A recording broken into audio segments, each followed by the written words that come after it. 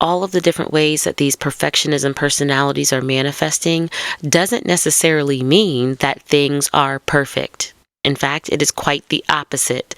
There's a lot of imperfection that happens as a result of perfectionism tendencies.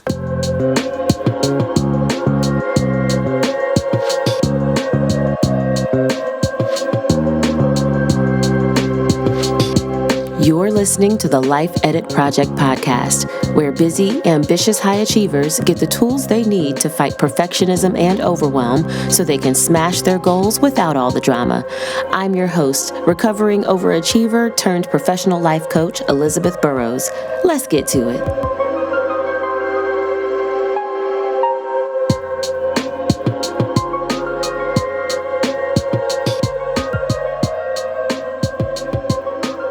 Good day, good people.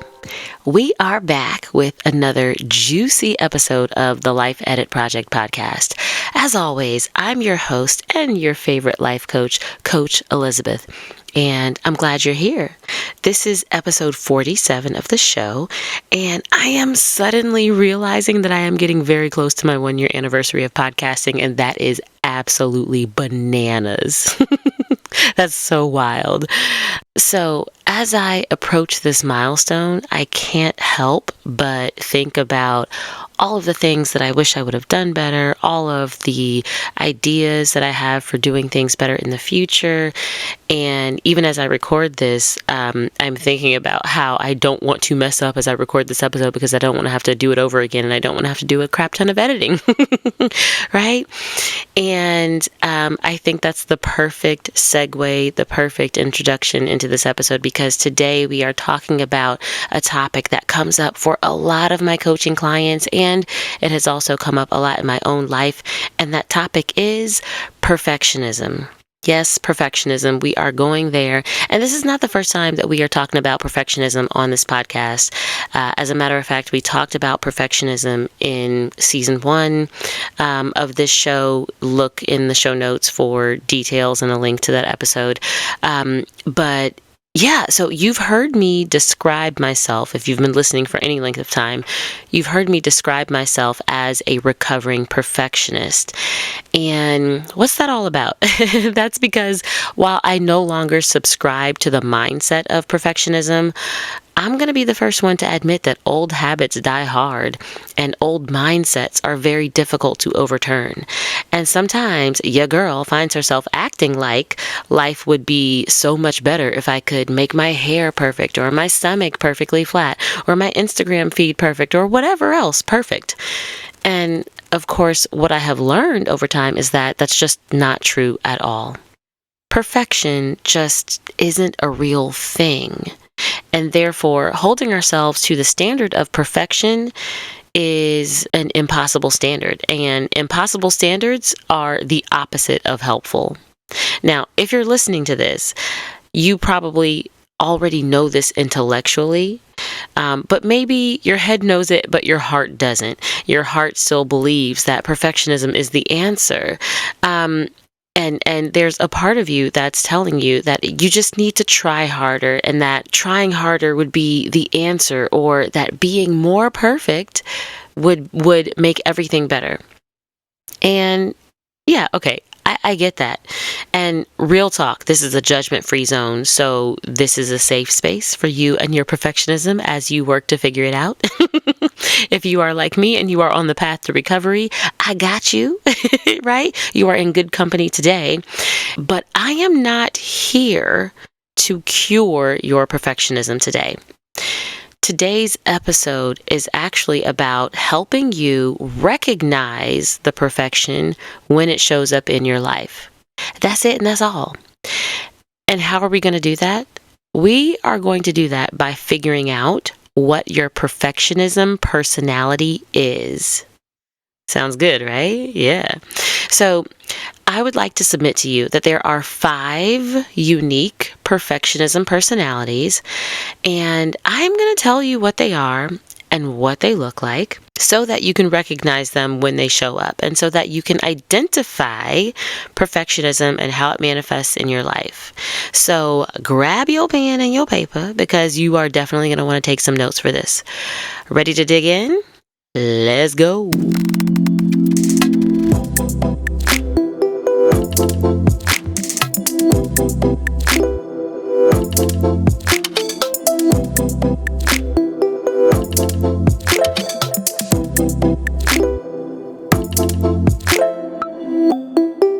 So you've heard me talk about perfection before, but why are we talking today specifically about perfectionism personalities?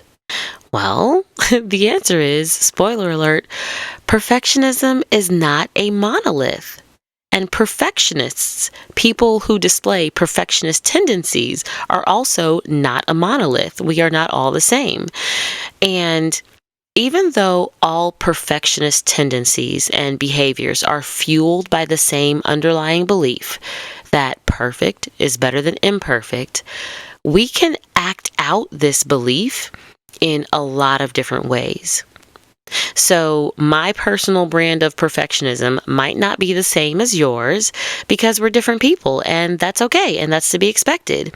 But just because you might be able to say, well, I am not a perfectionist because I don't do it the way Coach Elizabeth does, please don't let your brain fool you into thinking that you don't have perfectionist tendencies just because you're not trying to be the same kind of perfect that I am or the same kind of perfect that somebody else is.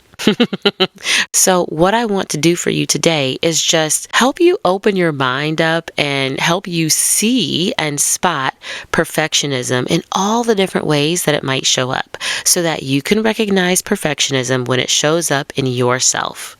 All right, so let's go through these 5 perfectionism personalities one by one. And just a heads up, all of these perfectionism personalities, they start with P because I'm a big fan of alliteration. And so the 5 perfectionism personalities start with P because I enjoy that detail. I'm such a nerd, y'all. Okay, here we go. The first perfectionism personality that we're going to talk about today is the pleaser. So the pleaser wants to be perfectly liked, and they want to feel like they are perfectly pleasant in their relationships.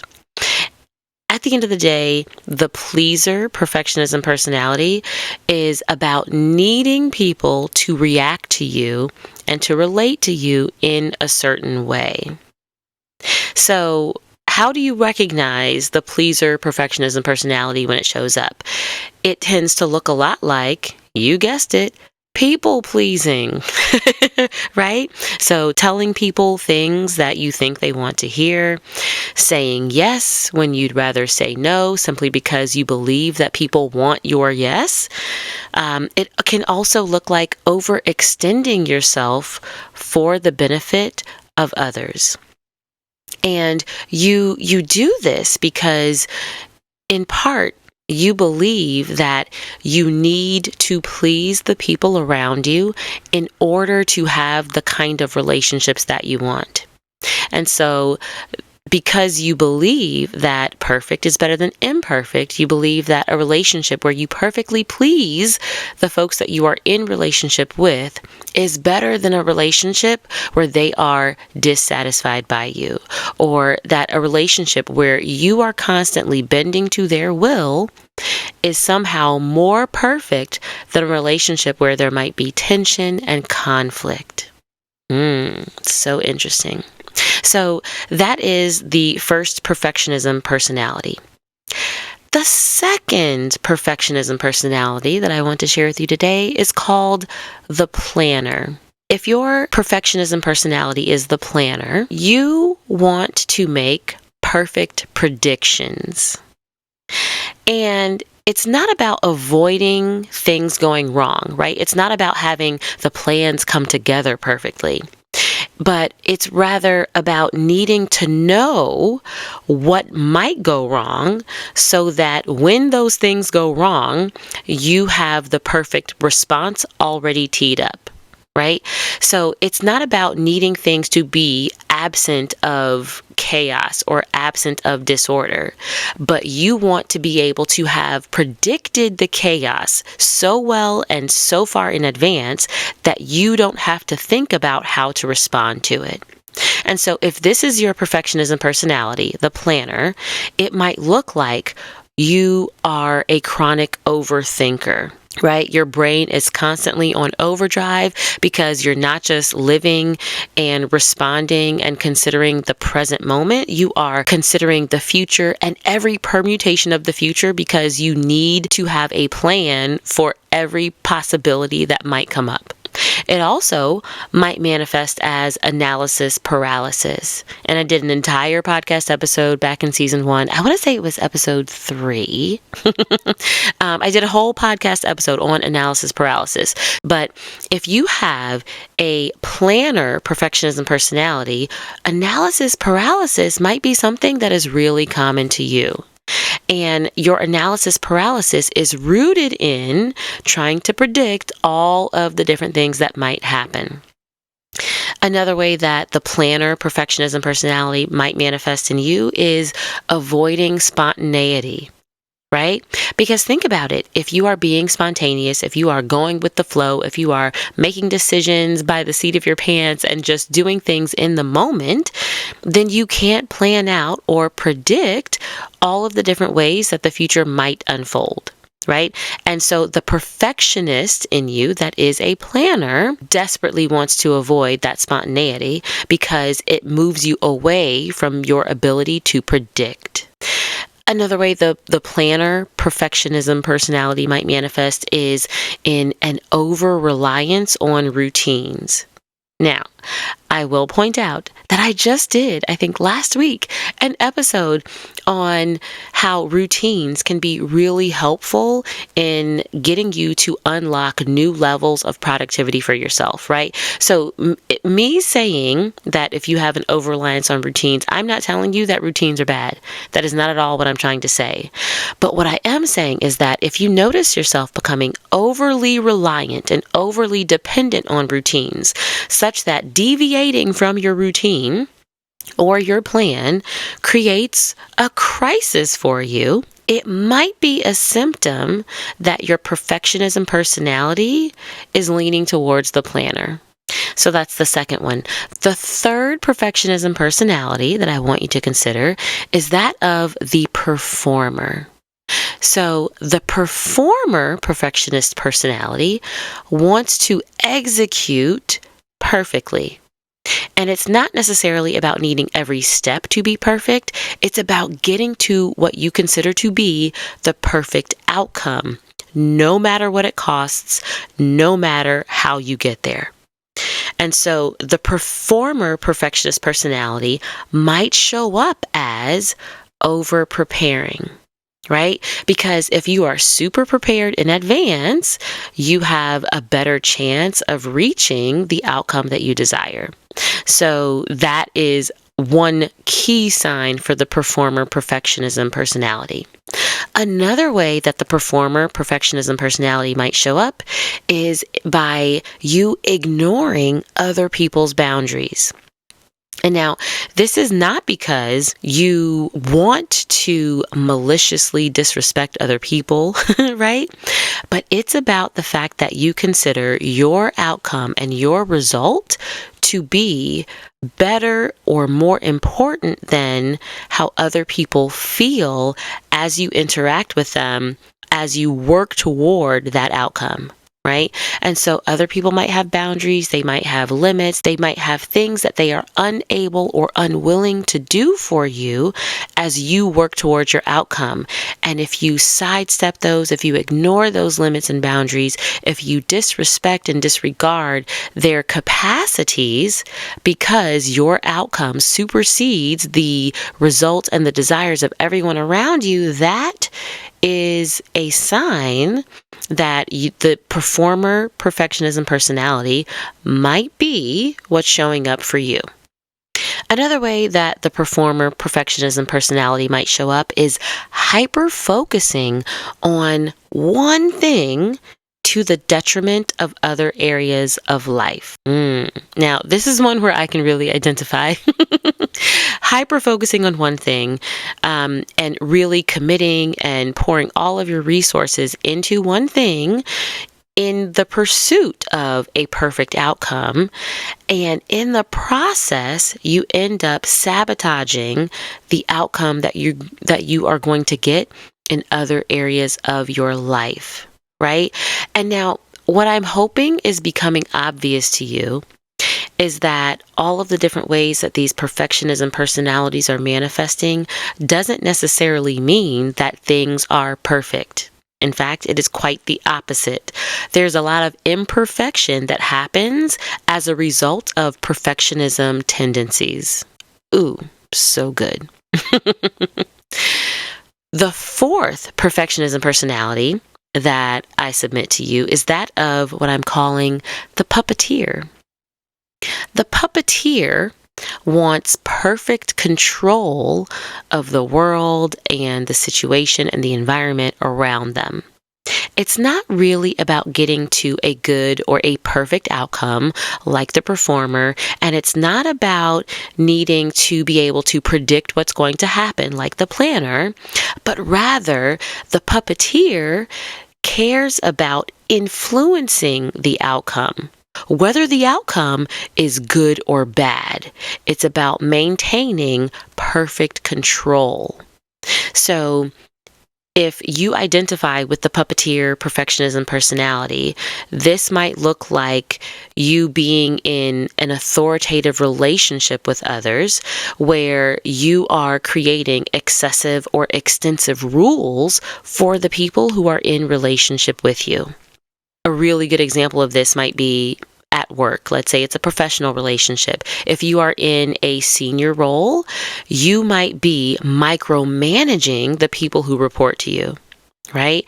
And it's not about getting to necessarily a better level of work or higher productivity or, bigger impact. Sometimes it's literally just about making sure that you are in control of every step of every piece of work that the people who report to you are involved in, right? You are controlling the puppet strings. That's why I call it the puppeteer. Another way that the puppeteer perfectionism personality might show up is having extreme intolerance for anything that is not your idea or for anything that does not come from you. Another way to put this might be what you may have heard of as black and white thinking, right? So it's either you're this or you're that. There's nothing in between. Either you're with me or you're against me. Either you love me or we're enemies, right? Either you're my champion or you are my arch nemesis, right? Because if you cannot have control and influence on the people that are around you or on the ideas that are being expressed, then you automatically assume that they are actively working against you. And that is a sign of wanting to have perfect control over your environment and over the world around you. Another way that the puppeteer perfectionism personality shows up is by overworking. So when you are a chronic overworker, it often is because you think that the best way to control a situation is to simply eliminate the middle people, the middleman, the middle woman, and just do it all yourself. And where are all of my puppeteer perfectionists out there? Now, I'm not saying that I heavily identify with this, but I have definitely had thoughts like this at this time. I want the dishes washed a certain way, so I will just do the dishes myself. I think the towels should be folded a certain way, so I will just tell my husband not to fold the towels at all because I don't like the way he does it. Right? That is evidence of the puppeteer perfectionism personality showing up. And the fifth and final perfectionism personality that I will propose to you in this episode is that of what I am calling the projector. So the projector wants to, you guessed it, project the perfect image. So if you identify with the projector perfectionism personality, it's because you are at least somewhat motivated by whatever image means to you. So image means different things to different people. Just like I don't want to pretend like perfectionism means one thing from person to person, I also don't want to pretend that image means the same thing from person to person. So for some people, image is about money and financial success. For others, it's about body image, and it might be about the size clothes that you wear, or how many abs you got. Or it might be about a certain level of professional success or educational attainment. It might be relationship status for you, right? Either you're married or you are a failure, right? Or it might be about the overall aesthetic of your life. It might be about what other people think about you. That is a type of image. There are some interesting ways that this might show up. So one way that this might show up is faking it on social media, right? So if your entire social media feed is full of photos and posts that have nothing to do and no resemblance to your real everyday life, it might be because you are really, really motivated and really driven to project the image of perfection that you want people to have about you. Right?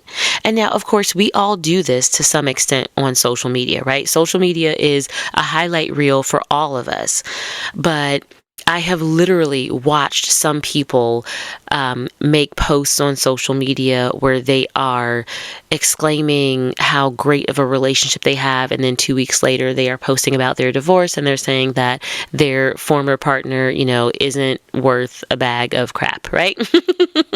And it's like in those moments, unless there is a key, turning event, in those moments when you're posting those things, it's about curating the image, right? And projecting the image that you want people to have for you.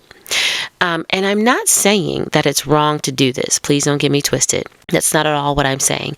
I am simply raising this to your attention that if this is the only way that you know how to show up on social media or, in person, you can project an image in person, right? You can project a certain mood that you're not actually feeling. You can project a certain, air of lightheartedness when really you are feeling very differently. Actually, that brings me to another point.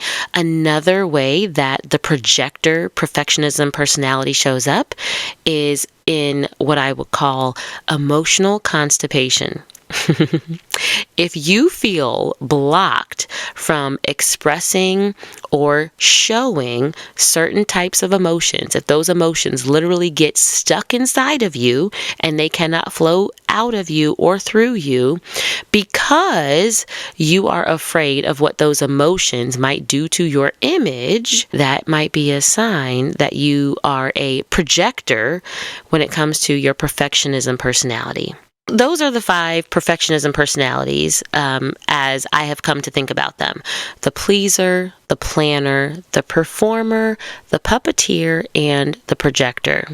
You may identify most strongly with one type of perfectionism personality, but like all personalities, nothing is purely black or white. It's not purely this or that, right? We're human. And so you might identify with several of these. Your perfectionism personality might actually be a blend of some or all 5 of these perfectionism personalities that we've talked about today. Now that we've gone through the 5 types of perfectionism personalities, I do hope that you've got a little bit more insight into how perfectionism shows up in your life. But more than anything, what I hope that you take away from this episode, from this conversation, is that perfectionism in all of its various personalities is a thought error. It's based on the underlying belief that perfect is better than imperfect. And if you need a refresher, please go back and listen to episode 19 of this show. That was during season 1. That episode is called Perfectionism versus Excellence. That's a really good prerequisite to this episode. Go back and listen to that one.